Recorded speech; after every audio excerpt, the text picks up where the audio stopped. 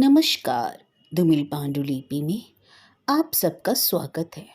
भूली बिसरी कहानी में आज सुनिए अमृता प्रीतम जी की कहानी एक रुमाल, एक अंगूठी और एक छलनी।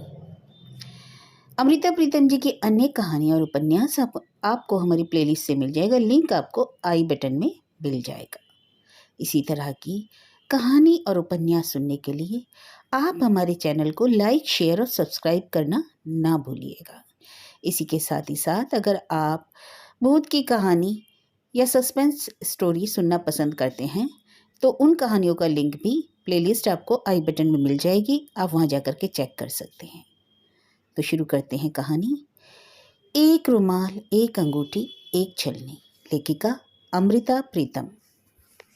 कच्ची पहली से लेकर 8वीं तक बंती हमारे साथ पढ़ती रहती थी। अभी वह 5वीं में पहुंची ही थी कि उसके पिता उसे स्कूल से छुड़ाने के लिए आ गए। हमारे स्कूल की बड़ी उस्तादनी ने बंती की फ़ीस माफ़ कर दी और यूं उसे स्कूल छोड़ने ना दिया। 7वीं और 8वीं कक्षा की लड़कियां देखने में एक साथ एक कमरे में बैठती थी, पर आधी छुट्टी के समय 8वीं की लड़कियां हम 7वीं की लड़कियों को अपने पास ही फटकने नहीं देती थी। हमेशा अलग होकर बातें करती रहती। हम 7वीं की लड़कियां जब उनके निकट जाती तो वे हमें दूर हटा देती। हमें 8वीं की लड़कियों पर गुस्सा आता और हम सोचती थी कि हम जब 8वीं में होंगे तो 7वीं की लड़कियों के साथ कभी इस तरह नहीं करेंगे। और फिर हम 8वीं कक्षा में चढ़े। गर्मियों की छुट्टियों के बाद जब स्कूल खुले, हमसे भी वही बात हो गई जो हमने सोचा था हम कभी नहीं करेंगे। यह 13वां-14वां वर्ष पता नहीं कैसा होता है। एक शायद दहलीज होती है बचपन और जवानी के बीच की। इस वर्ष लड़कियां एक पांव दहलीज के इधर और एक पांव दहलीज के उधर होता है लड़कियों का। इन गर्मी की छुट्टियों में बंती को एक पड़ोसी लड़का सवाल समझाता रहा था। हर रोज छुट्टी के समय बंती हमें छिप छिप कर उसकी बातें सुनाया करती। अब हम 8वीं की लड़कियां आधी छुट्टी के समय 7वीं की लड़कियों को पास फटकने नहीं देती थी। जिस दिन बंती हमें उस लड़के की बात ना सुनाती, हमें ऐसा लगता जैसे उस दिन स्कूल में आधी छुट्टी ही नहीं थी। अरे मेरी तो हंस बोल लेने की प्रीत है, मुझे क्या लेना उससे और उसने क्या लेना मुझसे। कभी कभी बंती हमें इस तरह कहकर टालने लग गई। बंती लाख टालती, पर उसके चेहरे से हमें प्रतीत होने लगा कि वह हंस बोल लेने की प्रीत अब बंती के कंठ में से होकर उसके दिल में उतरने लग गई थी। तभी तो उसकी अक्सर जुबान खुश्क हो जाती और वह ज़्यादा बातें नहीं कर पाती। एक दिन उस पगली ने अपने हाथ में पेंसिल पकड़ी और गणित की कॉपी पर कोई 20 जगह उसका नाम लिख दिया, राजू राजू राजू। हमारी उस्तादनी ने उसकी कॉपी देख ली।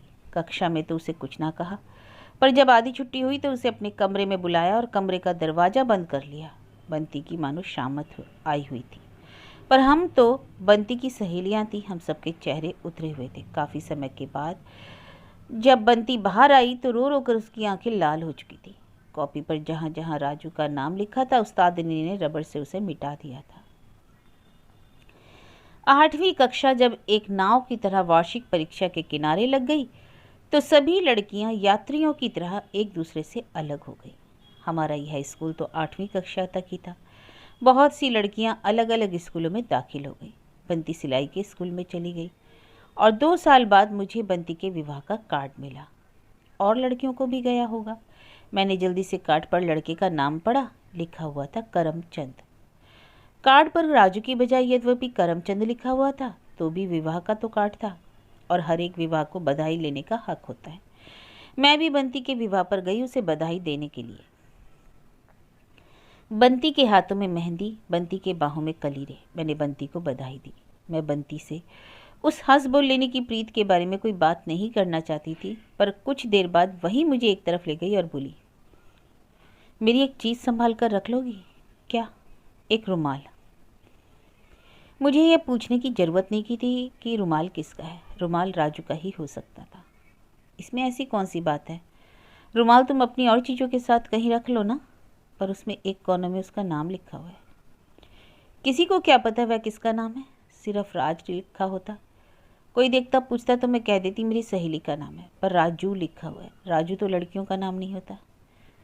किस चीज़ से लिखा हुआ है? उसने एक दिन पेंसिल से लिख दिया था। मैंने सुई लेकर धागे से कढ़ाई कर दी।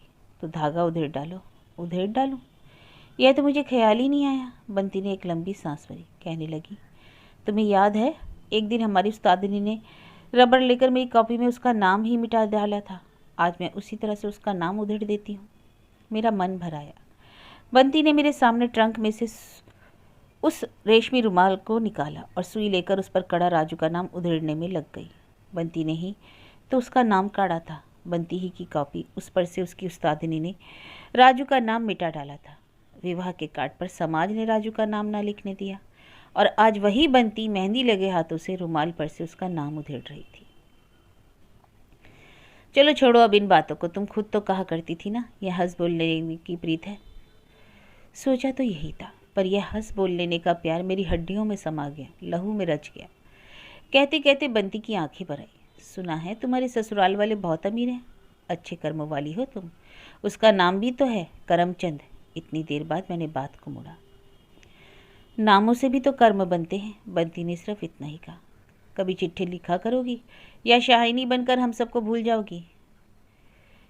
कहीं भूलना अपने बस में होता है? बंती ने एक लंबी आह भरी। इस समय भी शायद उसके मन में सहेलियों का ख्याल नहीं था, सिर्फ राजू का ख्याल था। राजू को तुम चाहे भूलो ना भूलो, पर चिट्ठी तो तुम उसे लिख नहीं सकोगी। हमें कभी कभी लिख दिया करना, चाहे चिट्ठी में राजू की ही बातें लिखना। अच्छा, कभी कभी मन की भड़ास निकाल लिया करूँगी, पर एक बात है। क्या? तुम मुझे उसकी बात कभी ना लिखना। पता नहीं वे लोग कैसे हैं, बिल्कुल गांव में रहते हैं। सुना है चिट्ठी भी वहाँ हफ्ते में 2 बार जाती है। पते पर जिला, तहसील, डाकखाना, गांव और ना जाने क्या क्या लिखना पड़ता है। शायद वे लोग मेरी चिट्ठी को पढ़कर ही मुझे दिया करेंगे। बंती को ससुराल गए आज 15 वर्ष हो गए। पहले 4-5 वर्षों में उसने कुछ पत्र मुझे लिखे, ज़्यादा नहीं, पर जितने भी लिखे उनमें उसके मन की भड़ास थी। मैं बंती को हमेशा जवाब देती रही, पर उसके कहने के मुताबिक सिर्फ रस्मी किस्म के ही जवाब उसके पास पहुंचते रहे। कभी उसके मन की बातों का जवाब नहीं दिया। फिर 10 वर्ष बंती को पता नहीं क्या हुआ, उसने मुझे कोई पत्र न लिखा। मैंने समझा अब वह अपने परिवार में खो गई होगी। मैंने भी कभी उसे पत्र ना लिखा। सोचा कहीं मेरा पत्र उसकी सोई हुई पीड़ा को न जगा दे। पर आज बंती का अचानक पत्र आया। पता नहीं यह कैसा पत्र है। इसमें सिर्फ उसके मन की आवाज़ नहीं, इसमें जैसे हर स्त्री के मन की आवाज़ हो। मेरा मन भरा हुआ है। उसने मुझे जवाब देने से रोका है, नहीं तो आज मैं उसे बहुत लंबा पत्र लिखती और मेरा मन हल्का हो जाता। आज मैंने उसके सारे पुराने पत्र निकाले। बीच के 2-3 पत्र नहीं मिल रहे थे और आज का पत्र भी सामने रखा हुआ है। एक बार सारे पत्रों को पढ़ रही हूँ। एक स्त्री की मन की आवाज़। कैसा गांव है जो आज का काम वही कल का काम। यह पता नहीं लगता कि आज कौन सा दिन है। सिर्फ जब गांव में डाकिया आता है तो पता लगता है कि आज मंगलवार है या शनिवार। यहाँ पूरे हफ्ते में 2 बार डाकिया आता है। जैसे शहरों में तेल तांबा मांगने वाले हफ्ते में 2 बार आते हैं। जब डाकिया आता है मुझे लगता है मानो वह कह रहा है, मंगलवार टले भर तेल तांबे का दान या शनिवार टले भर तेल तांबे का दान। पर वे लोग पता नहीं कैसा तेल तांबा दान करते हैं, जिन्हें उनके मित्रों के प्यारों के पत्र आते हैं। मैं किसके पत्र के लिए डाकिए का रास्ता देखूं? अच्छा, तुम ही मुझे 2 शब्द लिख देना। कोई बात ना लिखना पत्र में, बस इतना ही कि मुझे तुम्हारा पत्र मिल गया। मैं इतनी बात के लिए ही डाकिए का रास्ता देखूंगी। तुम्हारी बंती। तुमने बारात में मेरा ससुर देखा था, खिजाब रंगी दाढ़ी वाला। अगर तुम मेरी सास को देखो तो सच कहती हूँ हैरान रह जाओ। सास तो क्या, अभी वह तो पुत्रवधू भी नहीं लगती, बिल्कुल कवारी लगती है। उम्र में वह मुझसे 3-4 ही वर्ष बड़ी होगी, पर शारीरिक तौर पर बहुत कोमल है, पतली सी लचकती हुई हिरनी जैसी। चाहे वह मेरी सौतेली सास है, पर है तो सास ही ना। अगर वह मेरी सास ना होती तो सच कहती हूँ उसे अपनी सहेली बना लेती। आज मंगलवार था, डाकिये को आना था। मुझे ख्याल आया शायद तुम्हारा पत्र है। मैं दरवाजे में खड़ी होकर डाकिये का रास्ता देखने लगी। मेरी सास भी मेरे पास आकर खड़ी हो गई। डाकिया आया, उसने मुझे एक पत्र दिया। मैंने सास के चेहरे की ओर देखा। उसका चेहरा बहुत उदास था। ऐसा लगता था जैसे आज जरूर ही किसी का पत्र उसके लिए आना था, पर नहीं आया। भाभी, कोई चिट्ठी आनी थी तुम्हारी? मैंने उसे इतनी उदास देखकर पूछा। अरे मुझे किसकी चिट्ठी आएगी? पहले तो उसने यह कहा और फिर कहने लगी, आनी तो थी एक चिट्ठी पर आई नहीं। किसकी चिट्ठी? मैंने फिर पूछा। ईश्वर की चिट्ठी। और मुझे किसकी चिट्ठी आएगी? लगता था अभी रो पड़ेंगी, पर रोई नहीं। यह ऐसा रोना रोई जो किसी को दिखाई नहीं दिया। देखा हम सब स्त्रियां कैसा रोना रो सकती हैं। कभी कभी मेरा दिल करता है मैं भी जोर जोर से रोऊं, और वह भी जोर जोर से रो सके। तुम्हारी बंती। सच मानो, जब से यहाँ आई हूँ मुझे यह घर कभी अपना ही नहीं लगा। बिल्कुल मेहमान सी लगती हूँ इस घर में। अब इस घर ने मुझे बांध लिया। एक छोटा सा राजू भी आ गया है मुझे बांधने वाला। घर के सभी लोग उसे दीपक कहकर बुलाते हैं। शाम के समय काफ़ी ठंडक उतर आती है। मैं यह लाल रेशमी रुमाल उसके सिर पर बांध देती हूँ। लाल रुमाल में वह और भी सुंदर लगता है। मैं उसे गोद में लेकर देर तक उसका मुंह देखती रहती हूँ। तुम्हारी बंती। मेरा राजू 3 वर्ष का हो गया। तुम्हें अपने मन की बात बताऊं, कभी कभी जब मैं राजू के मुख की ओर देखती हूँ तो उसे देखते देखते उसका मुंह बड़ा हो जाता है, उसका कद भी बड़ा हो जाता है। जैसे मेरा राजू 25 वर्ष का हो गया और मैं अभी 20 वर्ष की हूँ। देखो मैं कितनी पागल हूँ। बड़ा शरारती है मेरा राजू। अभी मेरे पास खेल रहा था, अभी रसोई में जा पहुँचा। गरम चूल्हे में पानी का गिलास उड़ेल दिया। सारा चूल्हा फट गया। मेरी सास बेचारी को दिन भर लगाकर बनाना पड़ेगा।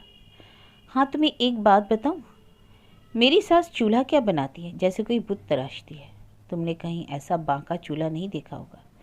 उसे चूल्हा बनाने का बहुत चाव है। थोड़े थोड़े दिनों में के बाद चूल्हा तोड़कर फिर से बनाने लगती है। जिस दिन वह अंदर का चूल्हा बनाती है उस दिन मैं बाहर के चूल्हे पर रोटी बनाती हूँ।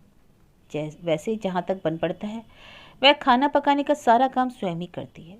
जब वह 15-20 दिन बाद रसोई का चूल्हा तोड़कर नया बनाने लगती है उस दिन खाना पकाने के काम को हाथ नहीं लगाती।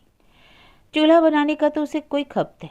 आए दिन मिट्टी में पानी डालकर बैठ जाती है। रसोई का दरवाज़ा बंद अंदर से बंद कर लेती है। मिट्टी गूंथती है और साथ में गाती है। वैसे मैंने कभी उसे गाते नहीं सुना। गाना तो एक तरफ, उसे कभी मन भरकर बातें करते भी नहीं सुना। पर चूल्हा बनाते समय वह ऐसे गाती है जैसे कोई चरखा काते लंबा गीत शुरू कर दे। ईश्वर ही जाने उसके मन पर क्या गुजरती है। माता पिता ने भी तो उसकी जवानी से धोखा किया है। हीरे जैसी लड़की को तराजू में रखकर चांदी के रुपयों के एवज कंकड़ के पल्ले बांध दिया। अच्छा, 2 शब्द जल्दी लिखना। तुम्हारी बंती। तुमने गीतों के बारे में पूछा है जो मेरी सास गाती है। पूरा गीत उसने कभी नहीं गाया।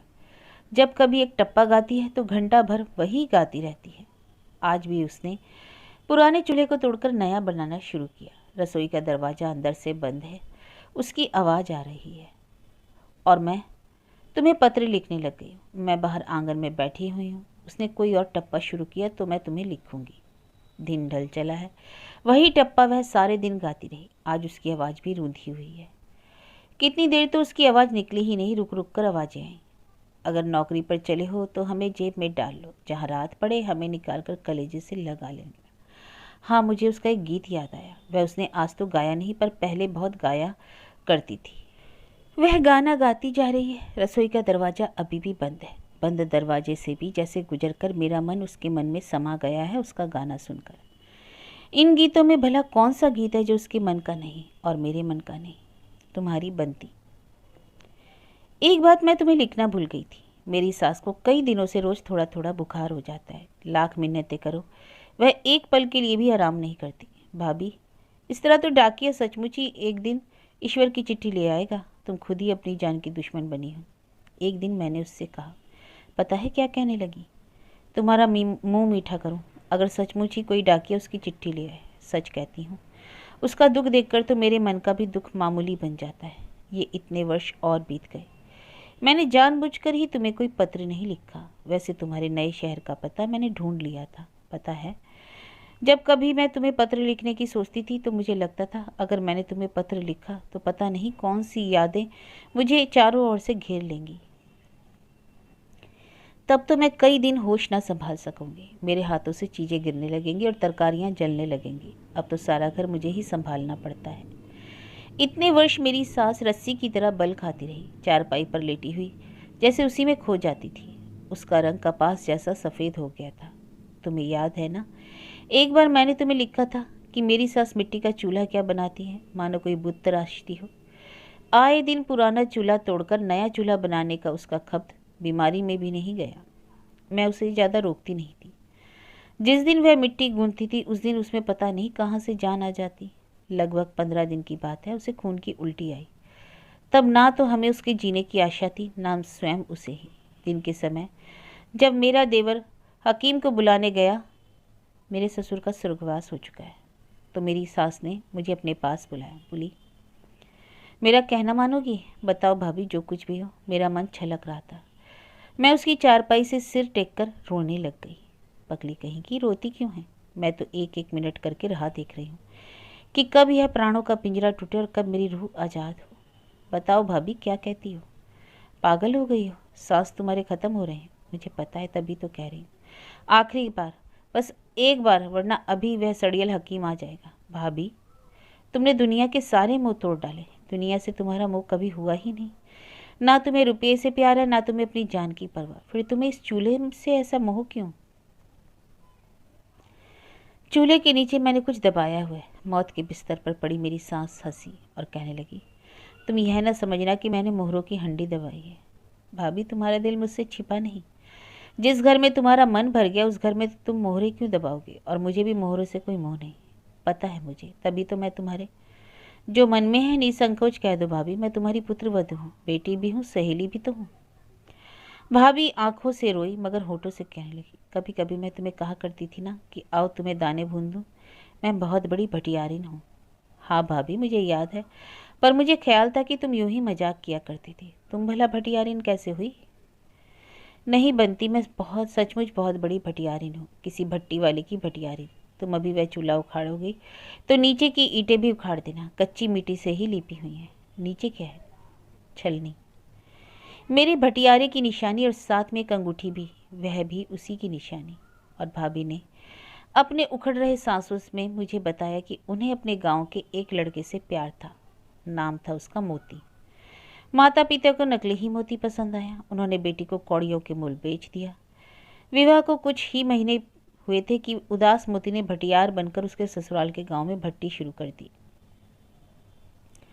जब मेरी सास का नाम रूपो था, दाने भुनाने गई तो मोती को भटियार बना देख जैसे उसकी भट्टी में खुद ही भुनने लग गई।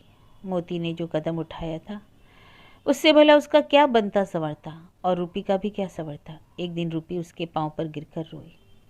तुम्हें मेरी कसम है, जो तुम अपनी यह हालत बनाओ, भुने हुए बीज अब नहीं उगेंगे। उसी दिन रूपो ने उसकी भट्टी तोड़ डाली। कढ़ाई उससे उठाई नहीं गई, सो वह छलनी ही उठा लाई और उसे हुक्म दे आई कि अपने गांव वापस लौट जाए। मोती ने उसकी कसम लौटा सका और ना उसका हुक्म टाल सका। अपनी अंगूठी, एक निशानी, उसने रूपो को दी और दूसरे दिन पता नहीं कहाँ चला गया। मोती भटियारा क्या बना, रूपी को सारी उम्र के लिए भटियारन बना गया। इसने उसकी छलनी और अंगूठी अपने पास रख ली। अंगूठी पर मोती का नाम लिखा हुआ था। कहाँ छिपाती? चूल्हा तोड़कर उसने दोनों चीज़ें मिट्टी के नीचे दबा दी और ऊपर नया चूल्हा बना दिया। दिन भर चूल्हे के पास बैठ बैठ कर वह रोटियां क्या पकाती, जैसे मन के विचारों को बेलती सेकती रहती। कभी कभी उसका दिल बहुत उदास हो जाता तो वह चूल्हा तोड़ देती, उसकी निशानियों को गले लगाती, रोती और गाती। फिर उसी तरह दोनों निशानियों को धरती के हवाले कर देती और ऊपर नया चूल्हा बनाकर उनकी रखवाली के लिए बैठी रहती। भाभी की यह कहानी खत्म हुई तभी उसकी सांस खत्म हो गई। उसे खून की एक उल्टी हुई और प्राणों का पिंजरा टूट गया, पंछी उड़ गया। जितने वर्ष भाभी प्राणों के पिंजरे में बंद थी, मोती की अंगूठी कभी अपनी उंगली में नहीं पहनी। जब उनकी रूह आज़ाद हो गई तब मैंने चूल्हे को उखाड़ा, अंगूठी निकालकर उसकी उंगली में डाल दी। मैंने ही उसे नहलाना था, मैंने ही उस पर कफन डालना था, इसलिए मुझे डर नहीं था कि कोई उसके हाथ में पड़ी अंगूठी पर मोती का नाम पढ़ लेगा। और जब तक दूसरे दिन लोग उसके फूल चुनते, उस अंगूठी पर से उसकी मोती का नाम मिट जाना था। छलनी मैंने अभी वैसे ही चूल्हे के नीचे रहने दी।